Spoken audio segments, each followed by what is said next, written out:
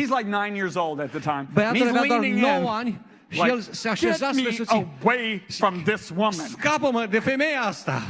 And I'm thinking about that, right? Și mă gândeam la lucrul ăsta. And I'm praying about it. Și mă rugam.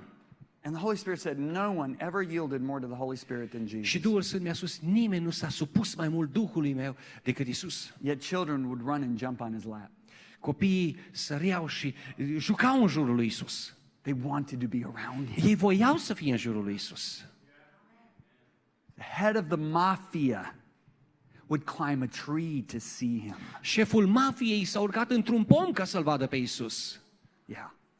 Another chief mafia collector invited him to the house with all the other mafia Un friends. alt mare mafiot, colector de taxe, l-a invitat pe Iisus în casa lui împreună cu alți oameni. They wanted to be around him. Ei voiau să fie în preajma lui Iisus. And when he was there, Și când el a fost acolo, he controlled the atmosphere. el a dat tonul atmosferei.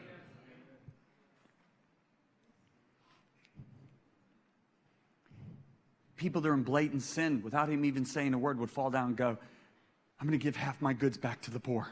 Oamenii stăteau și spuneau, înainte ca Iisus să spună vreun cuvânt, jumătate din averea mea o dau săracilor. Without him saying a word. Fără să apuce el să le spună un cuvânt. So obviously there wasn't a church culture on Jesus. Deci, fără îndoială, Iisus nu purta cu sine o cultură bisericească, There was a kingdom culture on ci Jesus. era o cultură a împărăției lui Dumnezeu. But we create a church culture. Însă noi am creat o cultură bisericească. If you look at our buildings, Dacă ne uităm la clădirile noastre, the way we talk to de people, modul în care noi ne our adresăm, decor, our songs, de cor, de cântece, they're a few generations back. toate astea sunt cu câteva generații în urma prezentului nostru. Why is that? De ce suntem așa? This is what many leaders tend to do. Iată ce au tendința să facă mulți lideri. They go back to where they first got touched. Ei vor să revină mereu la primul punct în care ei au avut contact cu And Evanghelia. they stay there. Și vor să rămână în starea aceea. They go to that sweet place Ei se întorc în timp la locul acela where they first dulce, got touched by God. unde i-a atins Dumnezeu pentru prima oară. When my kids were like, I don't know, 12 down to 4, Când copiii mei aveau undeva 12 până la 4 ani, I got to bring them to my hometown. am vrut that I să-i grew duc up in. în orășelul în care am crescut eu, Okay, Whitehall, Michigan. în Whitehall, You Michigan. ever heard of Whitehall, Michigan? Ați auzit de Whitehall, No, Michigan? and you never will. Nici nu o să auziți vreodată. Because there's only 2,800 people in Whitehall, Michigan. Pentru că în orășel 2800 de locuitori. There's one traffic light in the whole town. Este un singur semafor în tot orașul. And man, I remember we were going down Main Street. Și mi-amintesc că îi duceam pe bulevardul And principal. I'm having revival. Și eu eram fericit. Oh man, it was the warm and fuzzies going on, you Simțeam know? așa un simțământ cald, I'm plăcut. like, there's the tennis court where I first beat my dad. Uite, acolo e terenul de tenis unde a fost There's prima the dată cu Dairy tata. Queen where Glenn and Dan and I used to hang out. Acolo este locul There's de unde the cumpăram Ben înghețată. Franklin store where all my friends and I used to meet. Acolo e Franklin, magazinul Franklin, unde mergeam cu prietenii There's mei my și ne school întâlneam. that I went to. Acolo e școala la care eu I'm mergeam. just going crazy. Și eu eram super încântat. And my kids are like, Și copiii mei se uitau. okay. It created warm and fuzzies for me Pentru mine era un sentiment plăcut. because that's where I was raised. Pentru că acolo fusesem crescut. But other than the fact that our dad was raised here, our kids were so unimpressed. Dar dincolo de faptul că tatăl lor a crescut pe străzile alea pentru fiii mei, nu însemna nimic. I got touched by God first time in the late 1970s. Eu am fost prima dată cercetat de Dumnezeu în anii And 70. in the 1970s and early 80s, we had a style, a method of ministry. Și în anii 70, anii 80 era un stil, o metodă de lucrare. God was on it. Dumnezeu era It was acolo. fresh. Era ceva proaspăt. I mean, people were getting saved like crazy. Oamenii se întorceau la Dumnezeu în numere Presence of mari. God was wonderful. Prezența lui Dumnezeu era minunată. But now so often, Dar foarte des I have that temptation am avut ispita asta. to go back where my warm and fuzzies were spiritually. Să mă întorc din punct de vedere spiritual la sentimentele alea calde din I look vremea at the aia. new sound of worship and I've learned to enjoy it. A venit însă un sunet nou al închinării de la Domnul și am And învățat it să mă really bucur. touches me. Ceva care acum mă atinge. But for so long I was wanting to go back and sing Majesty. Dar multă vreme nu doream decât să stau și să cânt. Worship His Majesty. Cum e în română? And the Holy Spirit's going, what are you doing? Și Duhul Sfânt îmi spunea în același timp, ce vrei I să said, faci? sing a new song. Duhul Sfânt îmi spunea, cântă o cântare Not nouă. a 30-year-old song. M-am săturat de cântările alea vechi. See, look what Paul said. Look at it. Now go to the next slide. Uitați-vă Okay. ce a spus Apostolul Pavel. I too Și eu try to please everyone caut să plac tuturor in everything I do. în tot ce fac.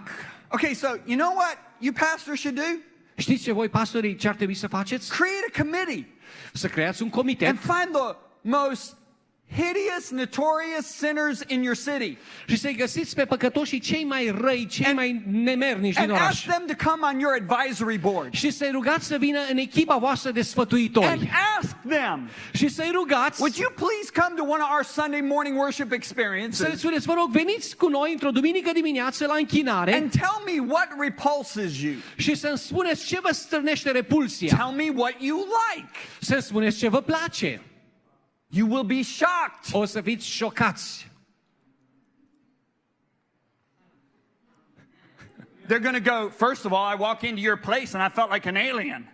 O să spună, prima dată când am pășit în sala voastră, m-am simțit ca un extraterestru. People treated me like I was dirty. Oamenii mă tratau de parcă eram mizerabil. They kind of went, hi. Se uitau la mine și spuneau, bună! You better listen to him. Trebuie să-i ascultați pe oamenii aceia. Because Paul's not talking about what he preaches. Pavel nu spune despre ce predică el. He's talking about everything I do. El vorbește despre tot ceea ce He's talking face. about my methods. El spune despre metodele pe care le folosește. So, you know, the devil is so clever. Observați, diavolul este atât de isteț. So, all these preachers go, we're going to create a holiness club. Vin predicatorii și spun, noi vrem locul ăsta să fie un loc If al you don't wear a sfințeniei. suit like me, Noi vrem să fim grozavi în ce facem. you're unholy. Să fim foarte sfinți. You're unclean. Noi să fim foarte curați. It's the other way. That's so wrong.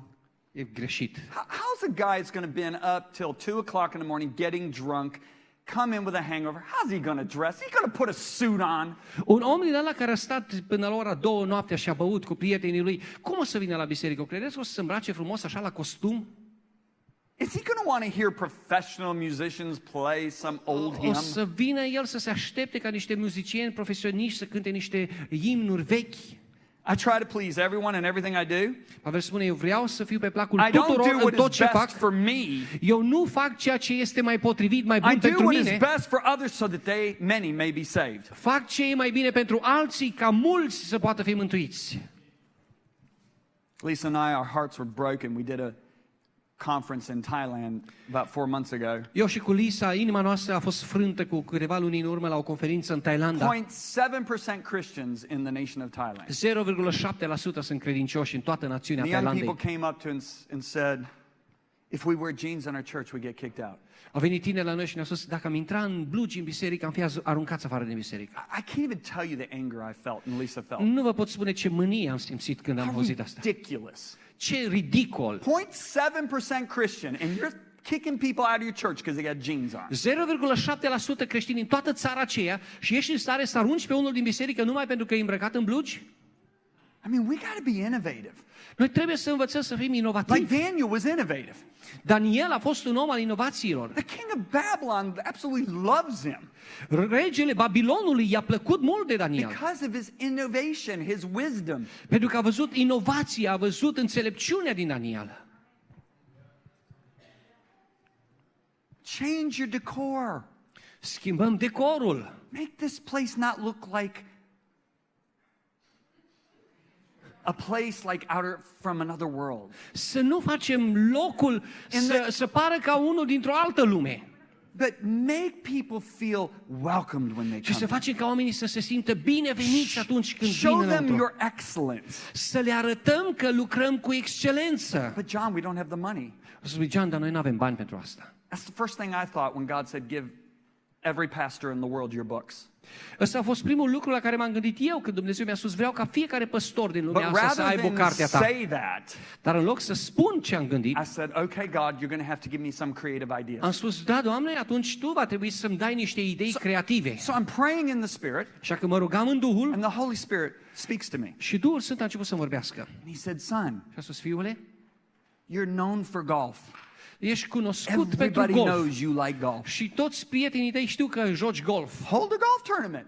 Și a zis, fă un turnament de golf, un turneu de First golf. year, I think $340,000 came in for the golf tournament. În primul an, 300-400 de mii au venit din golf. $340,000 came in the golf tournament. Okay. Între 3 și 4 mii de dolari am adunat la turneul de golf. Last year, $2.3 million came in a golf tournament. Anul trecut am adunat 2 milioane și ceva de dolari la turneul de golf.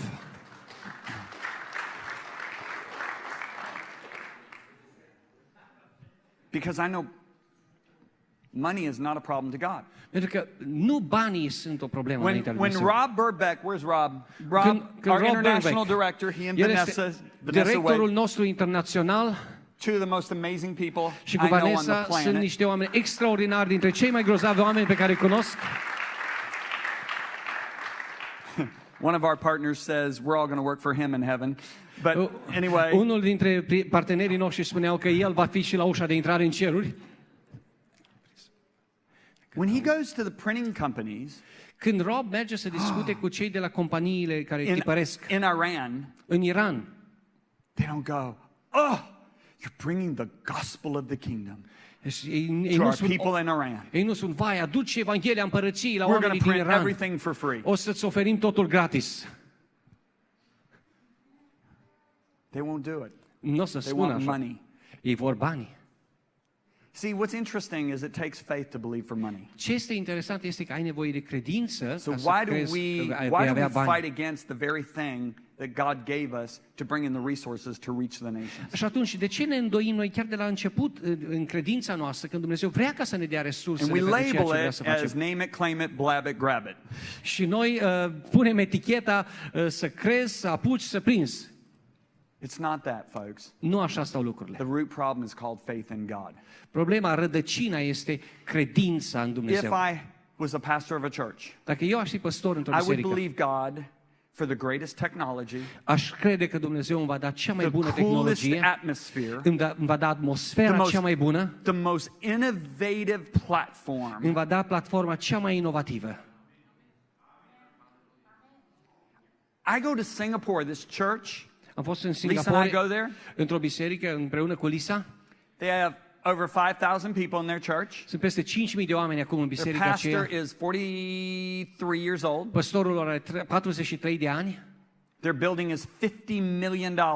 Clădirea lor valorează acum 50 de milioane de They have dolari. 17 LED screens in their sanctuary. Au 17 ecrane LED în biserică. LED. The church is paid for.